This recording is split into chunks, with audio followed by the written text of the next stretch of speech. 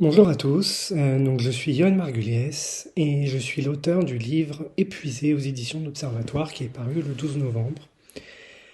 Et donc la question qui m'est posée au fond, c'est la question de l'identité, de l'auto-identification, de l'identité après et par la maladie. Donc c'est une question absolument centrale puisque la maladie désidentifie en fait. La maladie expulse euh, le souffrant du monde commun, du monde utilitaire.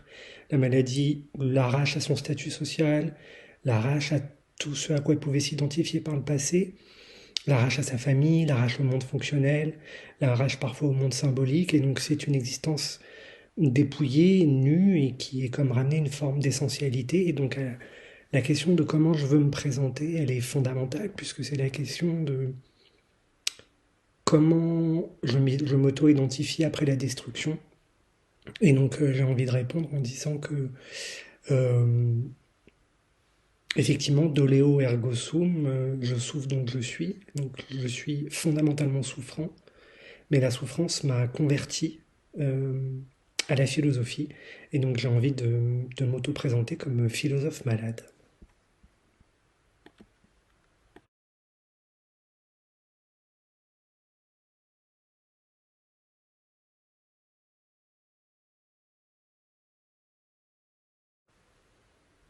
J'ai pas vraiment eu le projet d'écrire. Je me suis pas réveillé un jour en me disant qu'il fallait que j'écrive avec le projet d'en faire un livre en fait. Je me suis mis juste à écrire. C'était sans, sans le projet d'en faire une œuvre.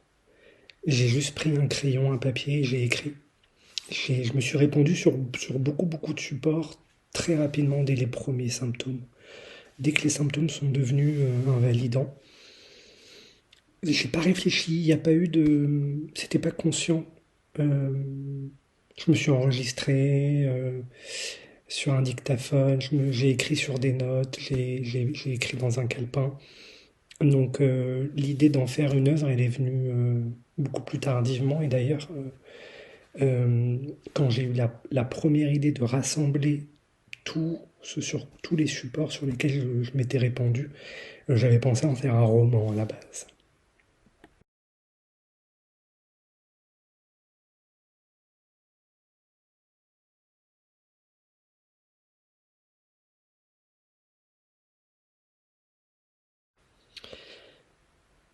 Oui, l'écriture pour la vie.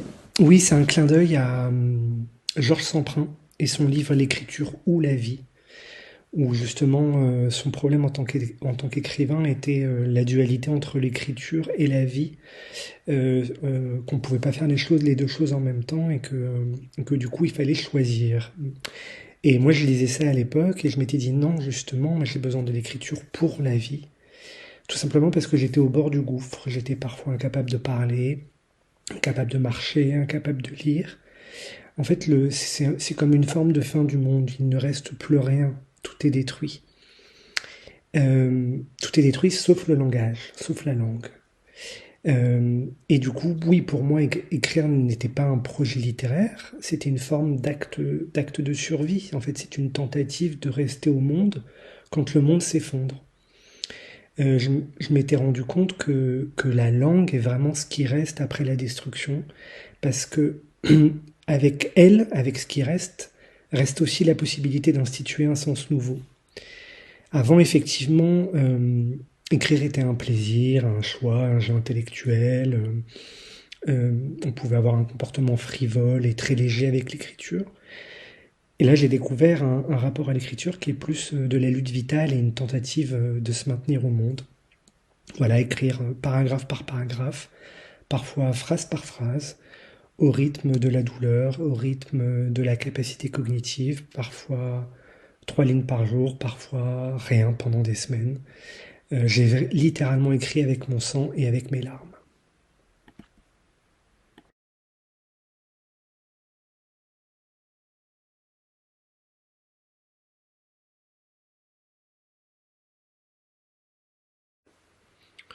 Oui, bien sûr, le pacing, c'est la stratégie fondamentale pour la ressource fondamentale pour travailler. pour travailler le livre. Il a été absolument fondamental. Le pacing, c'est une technique de gestion du rythme et de l'intensité de l'effort. Mais c'est pas seulement une technique d'optimisation. Enfin, je l'ai vraiment vécu comme une éthique vitale, comme une manière de prendre soin de la vie en moi, quand elle était réduite enfin, elle est toujours d'ailleurs réduite à presque rien. Euh, je pense au philosophe Philippe Barrier, qui a développé le concept d'autonormativité. Alors vous savez, chez Canguilhem, le philosophe Canguilhem, le concept de normativité biologique, euh, c'est l'idée de dire que le vivant n'est pas simplement défini par un équilibre statique, mais par aussi la capacité à produire ses propres normes, c'est-à-dire à discriminer le pathologique du normal, à sentir ce qui est mauvais pour lui, et à inventer des normes nouvelles justement pour imposer ce qui est positif pour lui. Et Philippe Barrier, lui, nous dit qu'il y a une normativité de second ordre, c'est-à-dire c'est la normativité biologique qui devient réflexive. Et pour moi, c'est ça le pacing, c'est de la normativité de second ordre. C'est pas seulement le corps qui est malade au niveau biologique, mais c'est aussi l'esprit euh, qui pose un acte ontologique pour cohabiter avec son propre effondrement.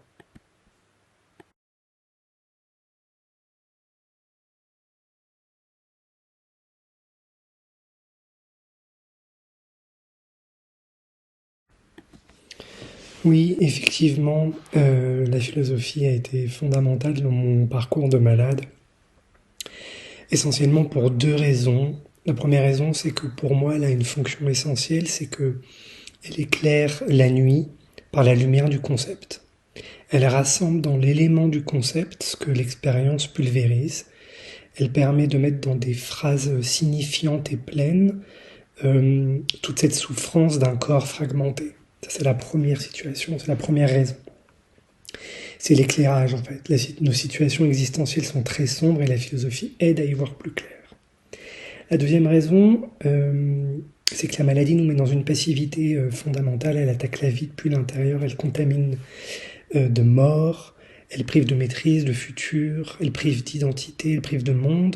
Et face à ça, il faut amplifier le projet vital. Et pour moi, c'est le rôle de la philosophie. J'en ai une conception organique, métabolique, très incarnée, et je philosophe pour amplifier la vie. Chaque philosophe, pour moi, a été une ressource biologique, comme un catalyseur vital. Donc, par exemple, Nietzsche, pour la compréhension du phénomène vital. Par exemple, Lévinas, à un moment donné où j'étouffais dans ma vie, Lévinas m'a aidé à m'évader. Derrida, quand j'avais l'impression de traverser un désert, quand j'avais un problème fondamental à faire le deuil de moi-même. Derrida est le philosophe du deuil, et Sloterdijk pour essayer de reconstruire la vie sur le champ de ruines. C'est un philosophe dans la lignée de Nietzsche, ou Foucault pour rendre compte de ma vie monastique. Demain, ce sera peut-être un autre.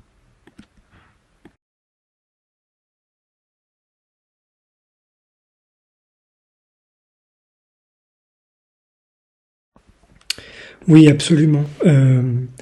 Pas par simple érudition académique, hein.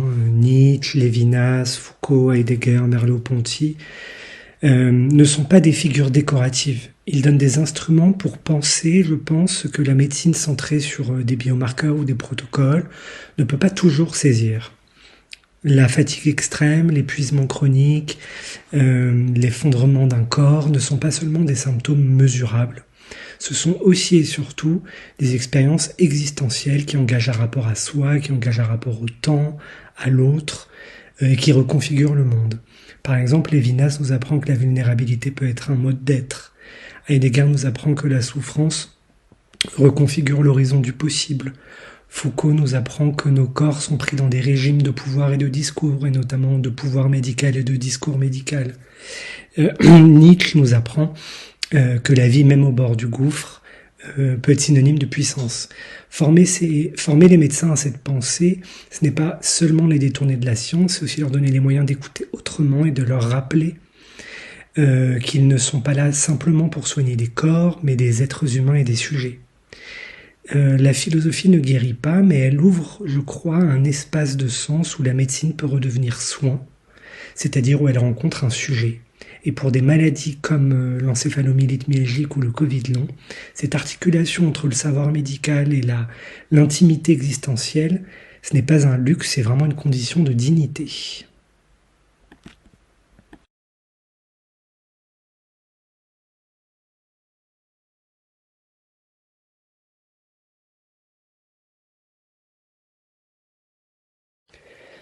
Absolument. Si ce livre parle de mon chemin dans la maladie, de la manière dont je l'ai pensé aussi, il parle aussi et surtout de relations humaines. La maladie chronique ne révèle pas seulement la fragilité des corps, elle révèle aussi la vérité des liens. Certains s'effondrent et d'autres au contraire se révèlent. Ce livre est au fond aussi une déclaration de gratitude envers tous ceux qui sont restés, non pas malgré la maladie, mais à travers elle, à travers la souffrance. Gratitude envers ceux qui ont accepté de porter une part de mon fardeau. Ils ont été mes sauveurs, non pas en apportant des solutions, mais par leur présence, par leur aide pour me maintenir au monde. Quand tout se rétrécit, quand le temps, l'espace, la capacité à parler, à se tenir debout, quand tout disparaît, ce sont les autres en fait qui empêchent l'être de s'effondrer tout à fait. Et donc ils maintiennent le monde. Une main qui reste, un message, un silence partagé, une visite de 10 minutes. Voilà, des gestes minuscules. Ce sont en fait des gestes immenses.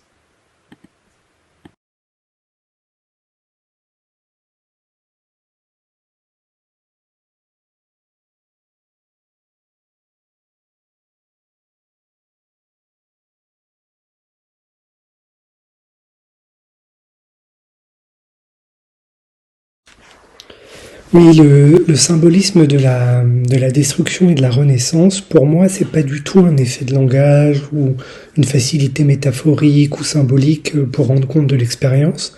C'est vraiment l'expérience en elle-même. C'est son contenu réel vécu à la première personne. Dans la maladie grave, j'ai traversé ce que j'ai appelé l'apocalypse de l'existence, c'est-à-dire l'effondrement total du monde, du temps, du sens et du corps. J'ai vécu la chose comme si on tombait dans le désert. Et j'ai trouvé dans la tradition de Platon, dans la tradition mytho-philosophique, notamment de Platon, que ce désert avait un nom, et je l'ai appelé Kora. C'est le désert entre la vie et la mort. C'est un no man's land où tout disparaît.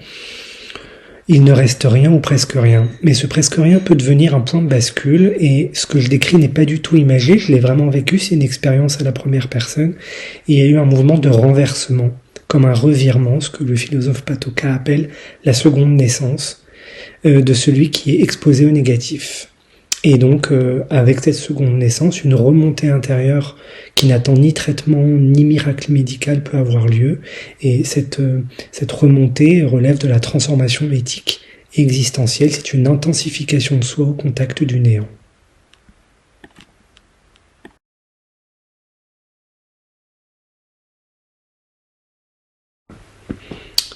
Oui, il s'agit d'une citation de Nietzsche dans le paragraphe 5 du prologue de son livre phare qui est ainsi parlé Zarathustra. Et c'est une citation qui résume vraiment globalement toute la philosophie du livre. Et c'est la suivante: il faut porter en soi un chaos pour pouvoir mettre au monde une étoile dansante. Tout y est, tout le livre y est.